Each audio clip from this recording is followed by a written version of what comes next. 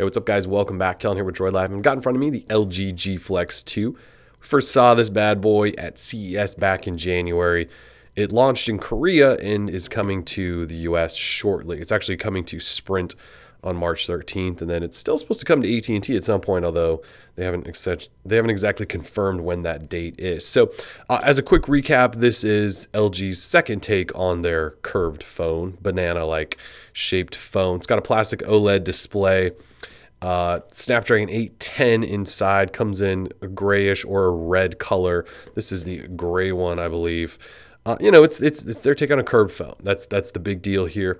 They tried to push it out just before Samsung and HTC announced Galaxy S6 and Edge and HTC One M9, and sort of like as an in-betweener while they prepare to announce the LG G4. So we picked one up, partly because it's coming out soon. We want to get you guys a review before it hits stores in case you want to buy it, but also because we really need something to pass the time while we wait for the Galaxy S6 and HTC One M9 to hit stores. So we'll do a quick unboxing and just sort of a brief tour to re-familiarize you guys with this, and then we will start working on our full review.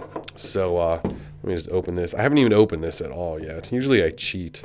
I haven't even done that. So let's unbox. It's got this sort of spiral look on the box, if that means anything. That's basically the texture that's on the back. So here is the phone. So again, this is the sort of gunmetal gray version. You can see the curve there. We'll come back to that. In the box, probably just chargers and things, international charger, headphones, USB, all that good stuff, which you guys don't care about. So here's the phone. So last year's G Flex was huge. It was like a 6-inch display. You held it in hand, and it felt like the Nexus 6. It felt like a whale. This one, they toned it down a little bit. So we've got a 5.5-inch display, and it's curved. So it actually fits in your hand really nicely. I just remember holding it at CES and saying, man, this feels great in hand. While it is glossy and plasticky and definitely not as premium feeling as something, like HTC's phones or, Samsung's new phones. It does feel quite nice for a plastic device. Tim and I certainly loved our time with it at CES. I'm just making sure I'm not missing plastic all over this. Anyway, so 5.5-inch full HD plastic OLED display now. Last year's was just 720p and 6 inches. It was kind of crazy bad. This one, though, full HD.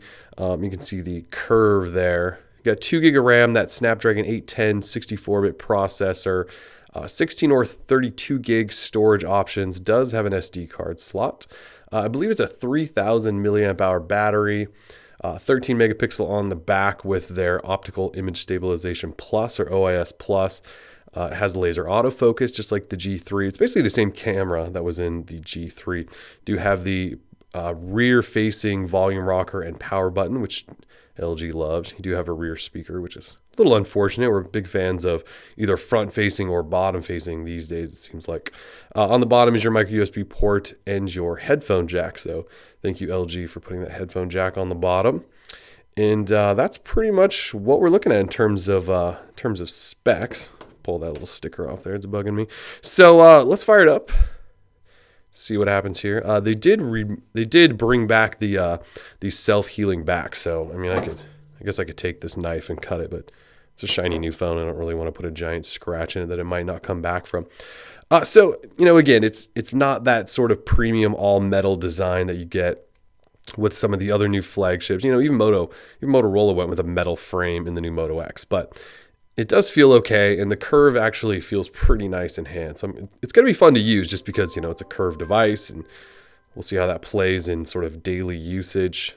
You can't really use it laying down. I don't know if that bothers anybody else but me, but when I can't touch a phone when it's laying down like this, that does bother me a little bit. But so we'll play with the little things like that and see. We'll test battery life, performance. This is running Lollipop, by the way. So it is running Lollipop. This is sort of obviously I need to flip this into English. So this is, let's see if I can find the version in non-English. Probably not going to happen. So I'll have to flip this over to English. But it is running Lollipop, so it's one of LG's first phones that's actually running Android 5.0. Still got their sort of familiar skin, and they're really blown up Lollipop navigation buttons, which is interesting.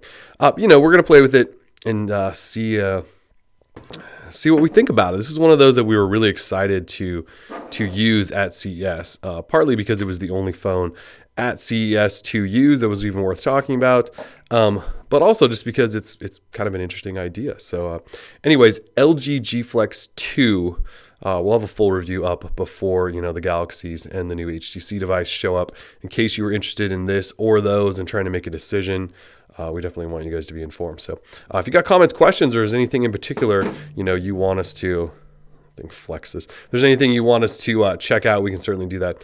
For now, we are Droid Life. Peace.